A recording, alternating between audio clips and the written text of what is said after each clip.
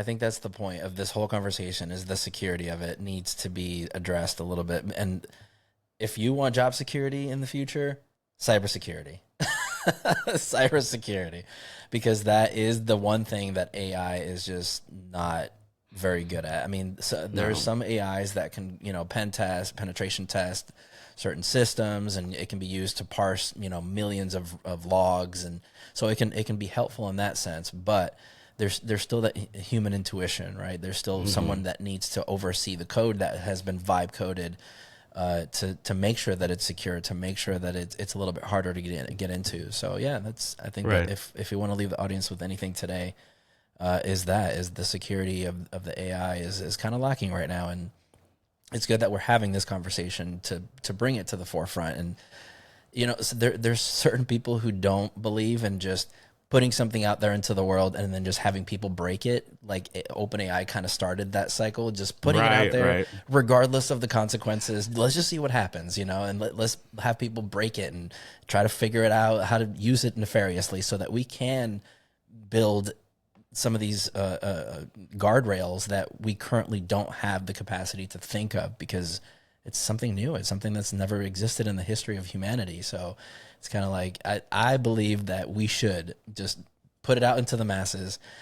There is going to be some collateral damage in the sense. Inevitable. Yeah, that's inevitable. But we kind of need that, because this is such a massive technology. It's gone to such a massive scale so quickly.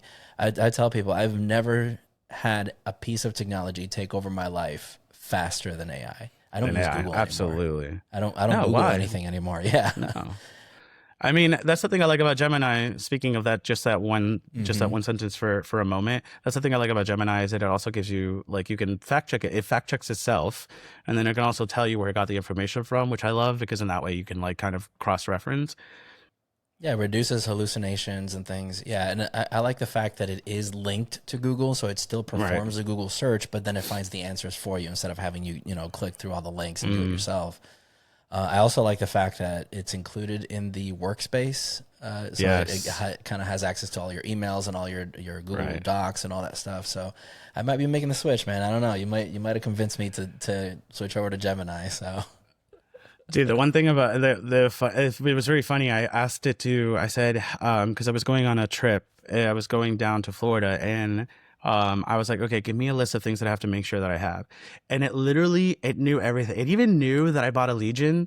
I was like, make sure that you have your Legion's charger in the case. And it was like, oh, and if you're taking Ronnie, you make sure that Ronnie is attached to your ticket. I was like, first of all, no, no. What do you mean? But it was awesome. It knew everything that I had. So it knew my technologies that I own because of my purchase history from my emails. It knew from my emails in the past that I have purchased a ticket for Ronnie. So he knew exactly. It knew. It knew Might as well what just give it a I wanted. man. I know at this point. But then it's also, now we're in that's a swampy territory, because it's like, is it a he? Is it a she? Is it a It them? could be whatever you want it to be. Like, I know, for but me, then what my chat GPT is a female, and I call it a her. I love her.